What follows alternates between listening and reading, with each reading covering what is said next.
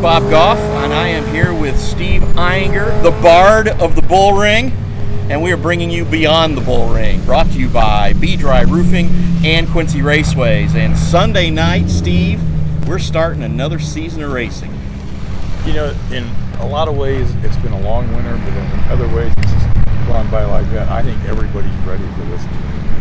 I've not heard the conversation about the start of a race season in probably 15 years like I've been here in the last couple of weeks. Well, I mean, when you come out here, the track just looks fantastic. The work they've done to it on the banking, the blocks and the walls, I mean, it just looks great. Jeff DeLonge and his crew have done a fantastic job to get this place ready. And again, I think that we are looking forward to one heck of a season out here. Yeah, and all the classes look strong. Your late models, the preeminent class at any track, they should be just over the roof this year.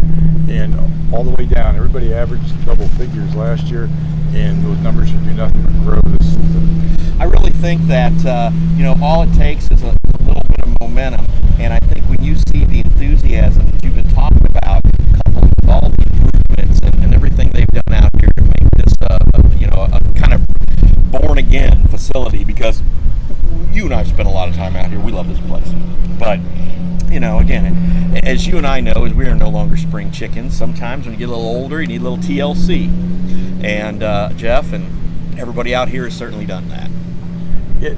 It's amazing. I didn't really think, deep down inside, that between when Jeff and Renee took over at the end of last year to now, they'd be at this point. I thought where they are now would have probably been by the end of the season. So that they're that far ahead of the game. Who knows what this summer's going to hold? Well, tonight, as we record this on Wednesday night, they're going to do a little practicing out here. A little vroom vroom. A little vroom vroom. We're going to get some vroom vroom out here. Now, they're currently running the water trucks and getting the track ready, packing the track. So by the time we're done here, we won't get to any of that action. But we will be out here on Sunday night for all the fun. Of course, Steve's been covering it, for a long, long time. And do you have everything ready to your performance points and all that stuff? You got everything ready to upload and refresh? Notebooks are ready. Pencils are sharpened. All colors of pens are ready to go. I'll be out here about 3 o'clock Sunday.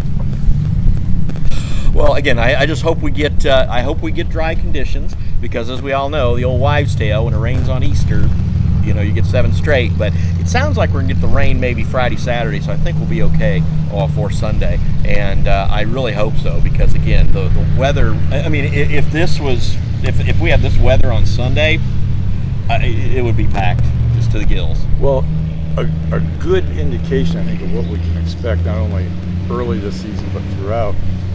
Jeff's had a Night of Destruction and some other event out here, and both of those have been basically packed to stand. So when we get real racing, I mean, it may be SRO. Not to denigrate our Night of Destruction, Day of Destruction people when Steve says real racing, by the way. Let's make sure we're doing that. I love the good destruction too. Who doesn't? So who do we think this year? Who are you looking at right now who you think is going to come out? Maybe not.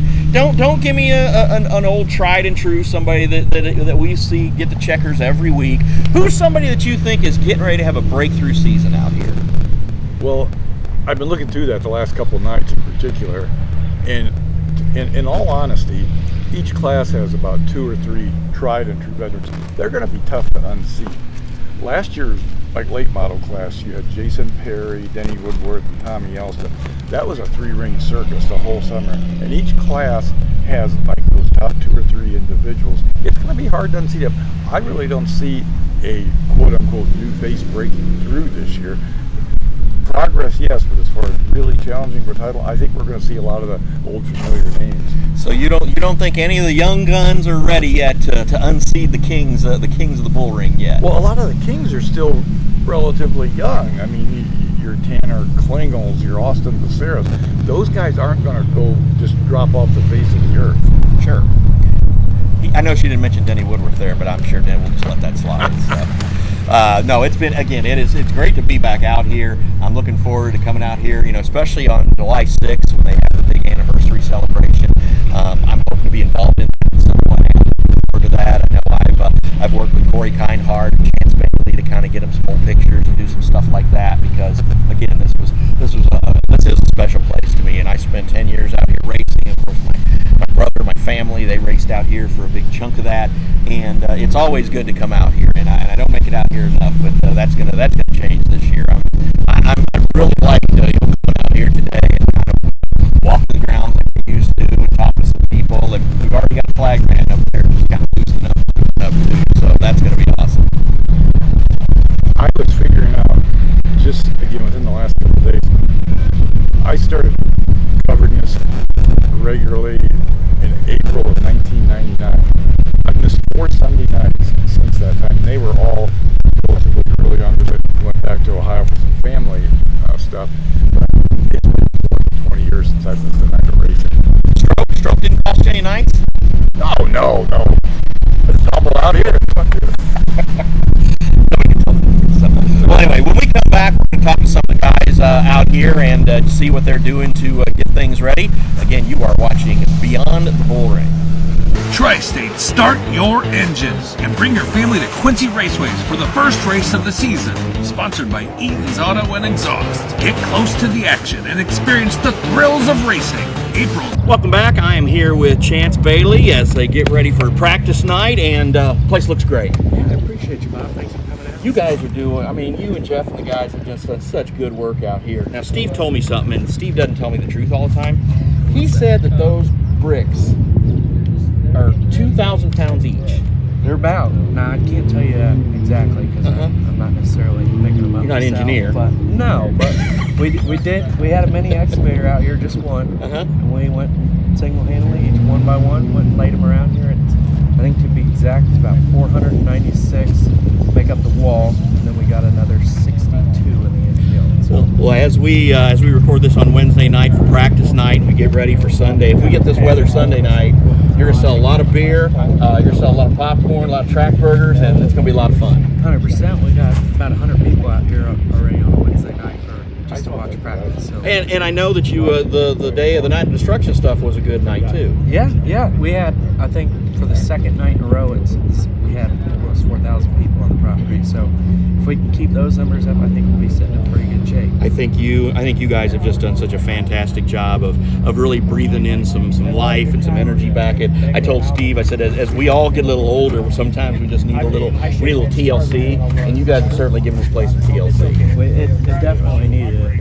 We're getting to the point where it's like you don't know if it's open or not. People roll up and they see Jeff Scott's place, and then they roll over to Quincy's. And I said, oh, well, I knew that place was open 5 years ago, but is it still open? Yeah, no, and it is great, and I'm anticipating. I think this is going to be a heck of a year. We're going to have the big anniversary celebration in July. I'm looking forward to being a part of that, and looking out of being out here. And of course, Steve will be out here each and every week. Not only for that, we're going to do this podcast every week. Yeah, I'm looking forward to it. I'm looking forward to bringing on some drivers that maybe you haven't heard from in a while, maybe some oldies or some newer kids. So we'll see what all of that That'd be entails. great. We'll get Jeff on here. He's out packing the track and getting stuff ready, so I had to grab Chance. He's busy too, but we're close.